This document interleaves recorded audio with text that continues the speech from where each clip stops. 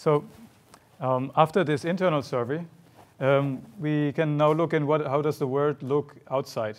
And some of that will point in the same direction.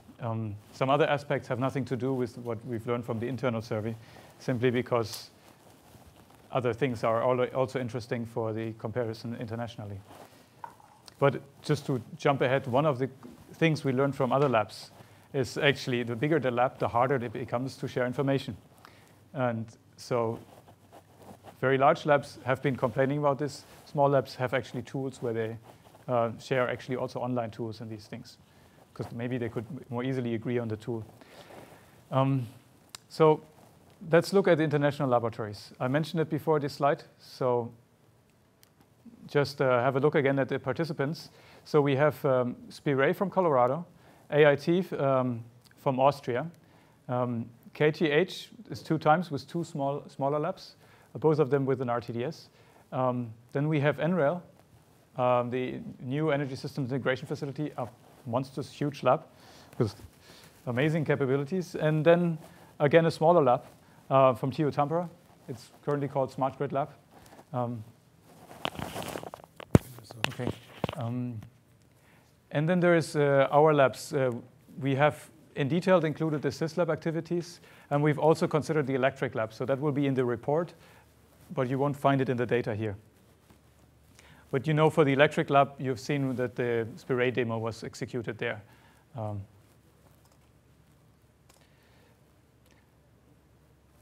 Yes. So what would we look at?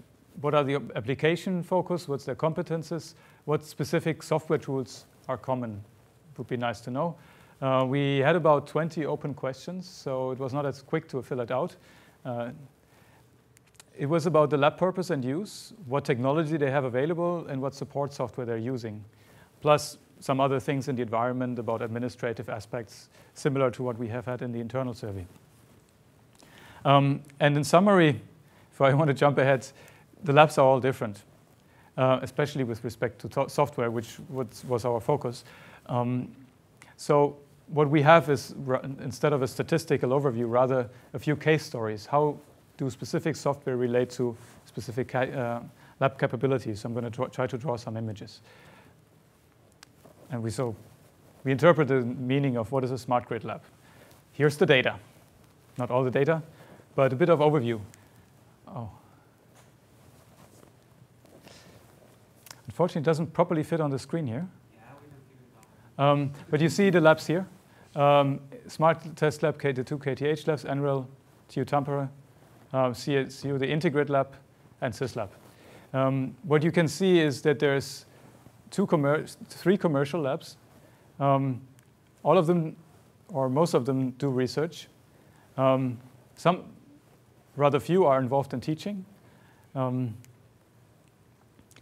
Then 2 of them are more of a redesign of something that has been there before, whereas you can say that for the rest of them, they've really been developed more from scratch. They're so much different from what was there before that you can say they're redesigned.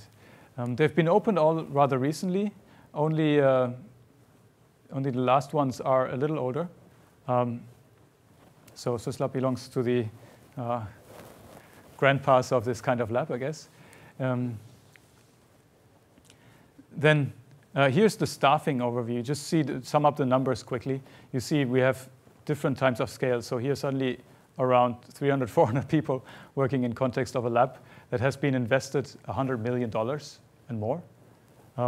Whereas the smaller labs, they're around 100,000. Like two means 100,000, 3 means about 1 million, 4 means about 10 million. So that's the scale of the lab. So we have something from 100,000 to 100 million. And that will have an effect of what you can cover in your activities. How are they funded? Most have a project aspect. But what's interesting is that some actually have a fixed base funding. Especially when you do teaching, you get base funding. That seems to be a benefit. And there are some activities with commercial use. You can see well, our partner Spire didn't have the numbers there. But we should assume that it's probably 100%. I think this will not be a problem for because I can just go through what's important. Or? So this, I'm not going to be faster on the slide now. Just you see here, with a lot of crosses, that's what I would call a hardware lab. Because they have grids, actual grids, mostly low voltage. They have often loads, generation. Some have a control room. That only applies for this one here, actually, and our electric lab. And some have cross-energy facilities, so also like SysLab thermal units and in maybe thermal test chambers also, and other types of cross-fuel research. So when you look at the report, you can find out what you're interested in, where you want to do other research projects or come across.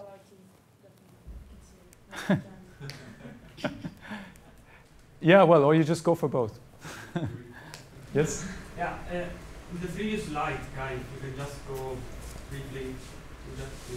Yeah, I was just wondering, the other European laboratories, basically they have more or less the same structure that we do have, so that we basically have to pay for using our own laboratory, or is that? No, it's fund to the lab, so how you fund? Yeah, when you have a project, then part of the project money goes to that funding. Of course, but and also the others. I mean, and here is that's a case of 100% of that. 100%, okay.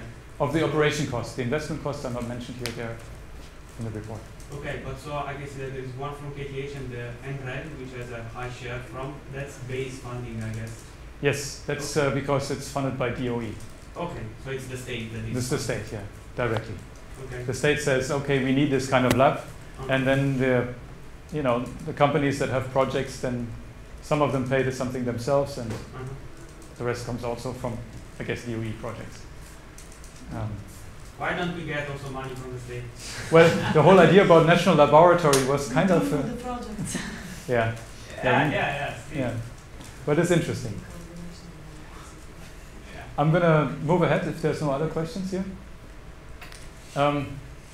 This one is aggregated information about the research focus areas. There's another way of illustrating this. So what are you working with? Electric components, different crosses, boxes, energy conversion and flexibility, systems integration, automation, control, systems modeling and analysis. So how much of that type of activity do you do in your laboratory with the people associated with it? And that really shows what kinds of labs we have in a way.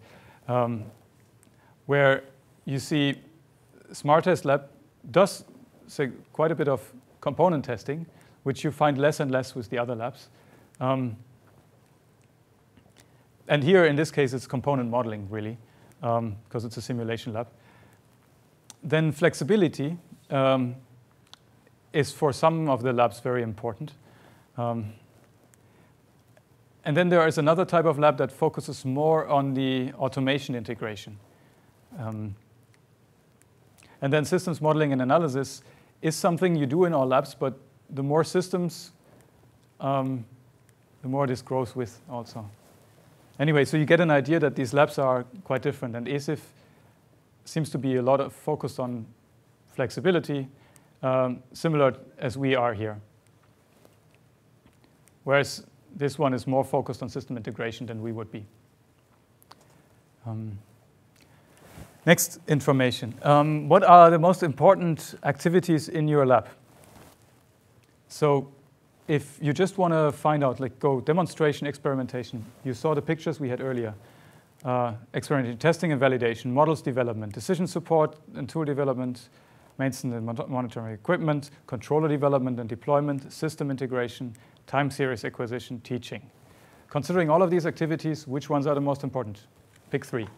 If you sum it up, and then you could also think, okay, that has been in design. And then if you actually look back over the last years of operation, has it been the most important? That have been the 2 questions on the same boxes. And we find out that the most important activity is testing and validation by far, followed by controller deployment and demonstration activities. And what's interesting here is to see, and then you see system integration and experimentation. depending on which lab type.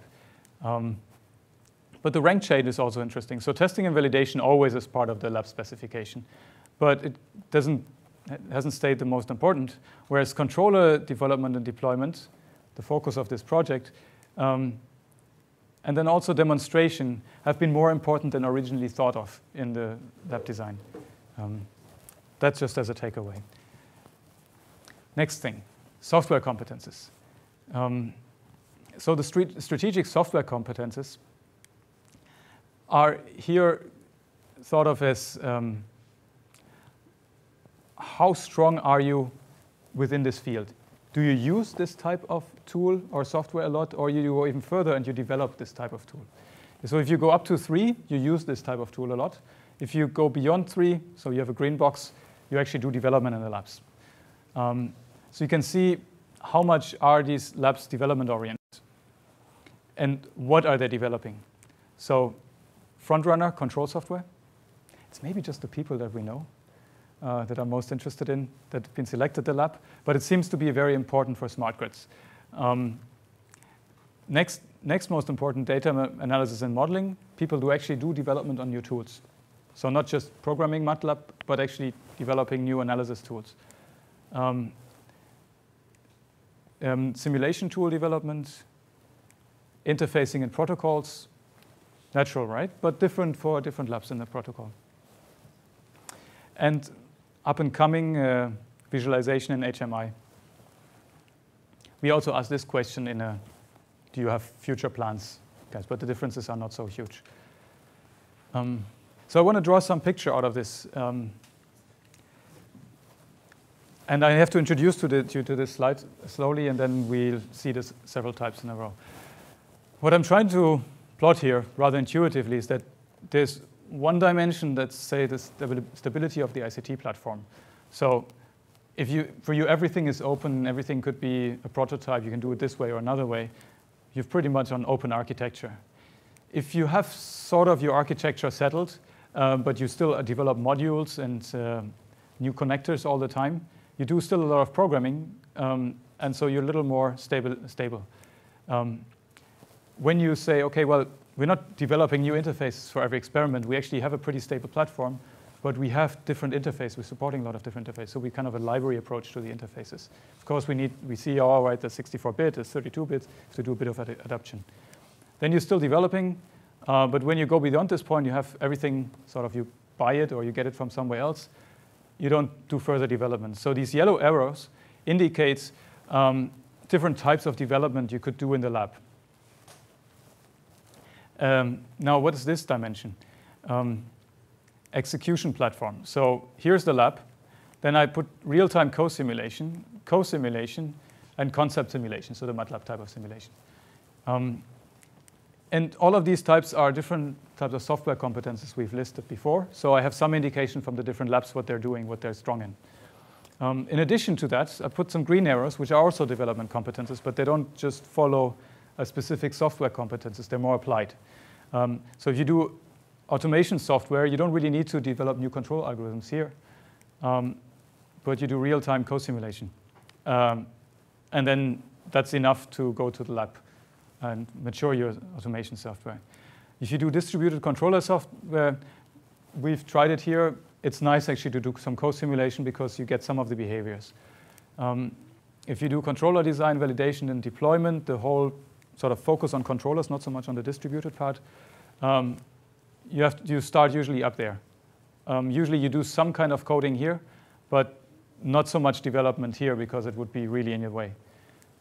And then when you think of visualization systems development, yeah, I don't know. I just put it here left out. It would be nice to have a stable platform for visualizations, but I don't see that being the practical experience, and there was not so much evidence for visualizations in this survey. So let's map some of the labs here. So first, 4 labs. So we have PS Mix, KTH lab. They're very much on this coupling of softwares and data handling. So they do a lot of these yellow arrows, and then some of this distributed control and automation. Then SysLab, we have, at least our competences were really strong, so I make a big bubble. And somehow we do something everywhere. The star, yes, the star, thank you for asking, means we don't actually do real-time co-simulation. We don't have a real-time simulator here. So we have a big bubble, but you can cut this part out. Then it explains a bit more of, maybe it's not that big. But maybe we'll do it in the future, but then we'll need more competences. Maybe we'll do it together with the electric lab. There's the Smart TS lab. That's a real-time simulator lab. So they don't have a real lab. They go up to here. They do some software development, but they have really application focus on transmission systems. Real-time co-simulation is also allowed. Yeah, but that's why we asked them in the survey. But I think I should write physical lab for the final report. Thank you.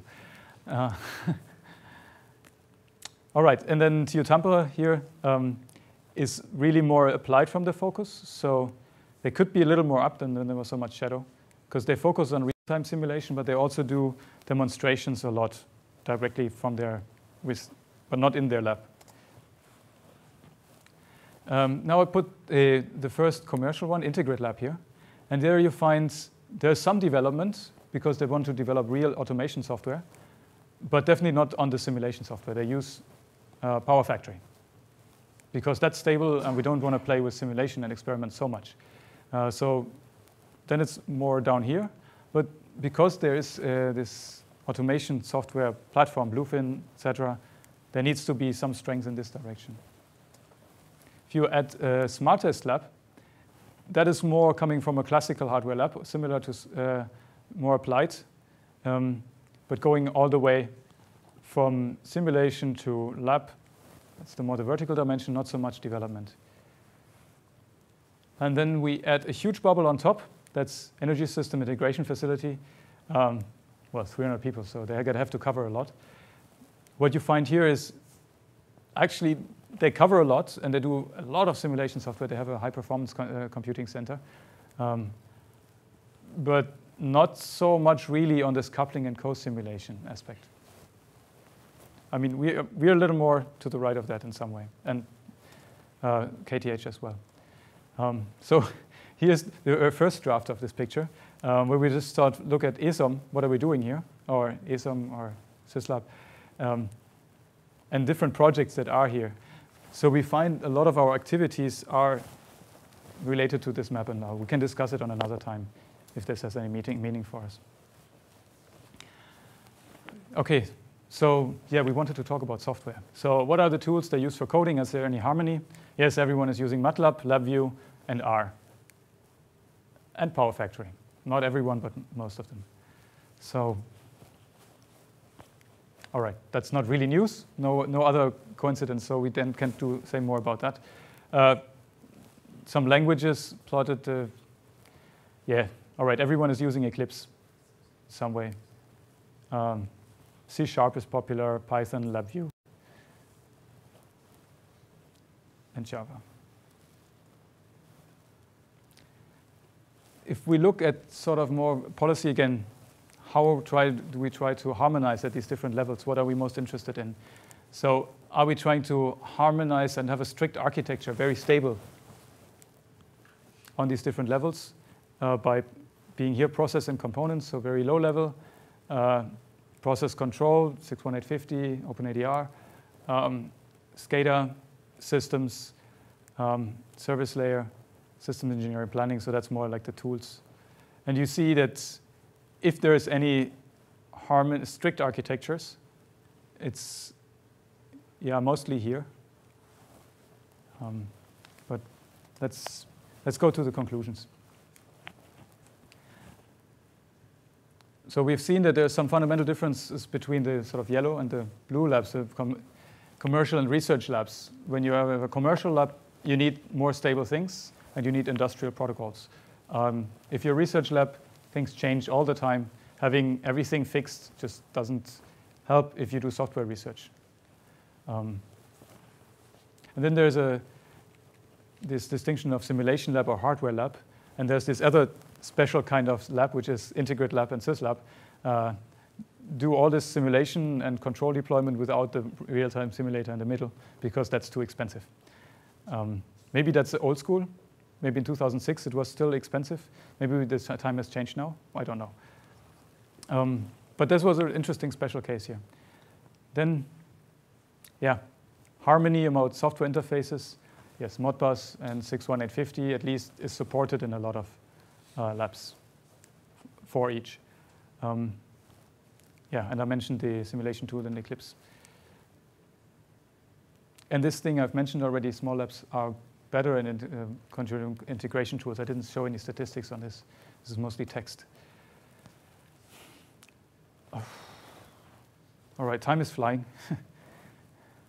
All right, just quickly the workshops. Most of the people here have been at some of the workshops, so I just want to say that we have done 3 workshops, and we are at the 3rd one. The first one was just getting an understanding of what is the subject and inviting speakers. The second one was a lot of discussions with a lot of post-its. And we discussed how do the labs support integrated control systems. So some of these pictures we've seen at the start have been reinforced by these discussions.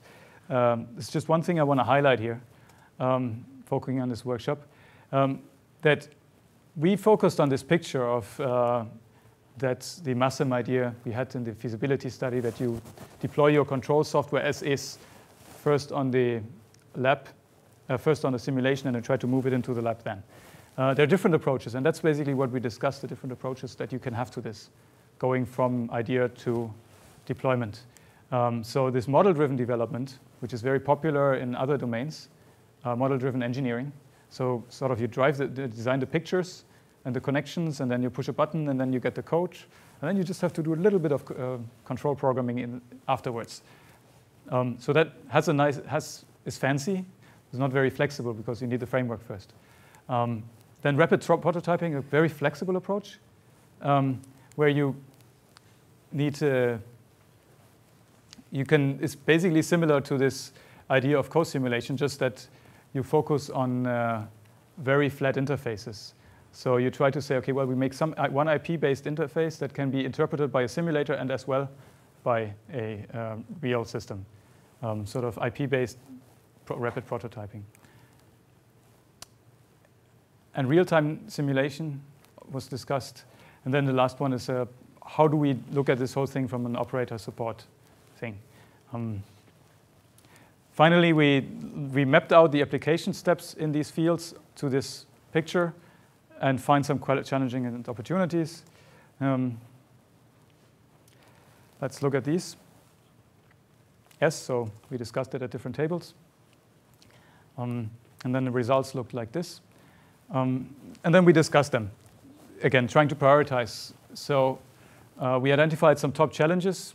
I'm not going to read through them. And some top opportunities. And maybe they are interesting to reflect also afterwards in the discussion. So one is about scenario generation driven by validation requirements. So how do you test?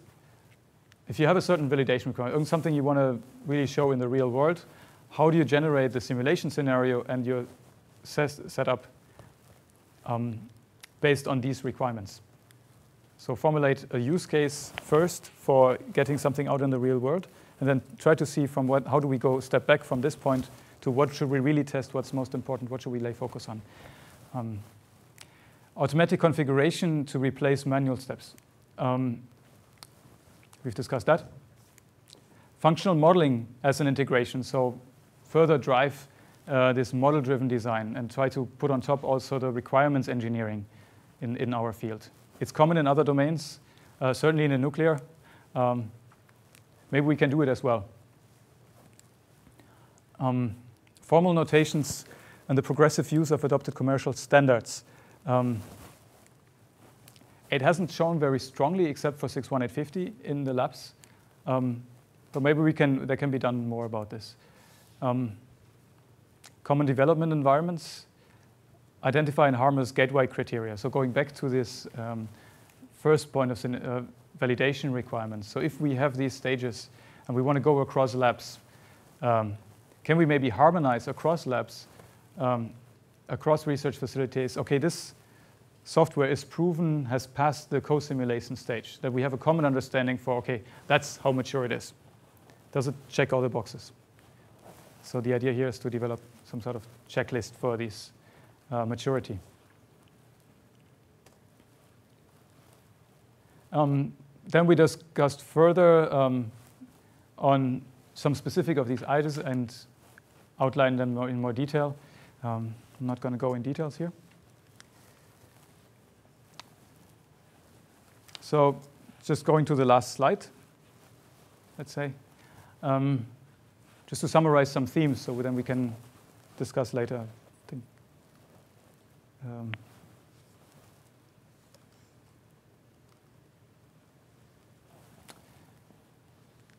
Oh, sorry. Yes. So let's just discuss these themes. There's the analogy between co-simulation and lab deployment. So we build further on it. There's a significant overhead that Anna mentioned. Is the overhead being reduced by more people focusing in it? Or will it remain? Is it really valuable? What about the vision for the virtual lab? Is that something we should go for? With facilitation and automation of like the configuration management in the lab, how far is it out? How do we take one step at a time in this case? What is it, the first step? Then integration effort for deployments. We've seen that there are different approaches. If there's an industrial level, we really focus on established standards. It was really useful that when Spire came in, that Oliver could offer a Modbus TCP interface, because we speak Modbus TCP, however low level it is. At least all our components speak it, so it's quite easy for deployment.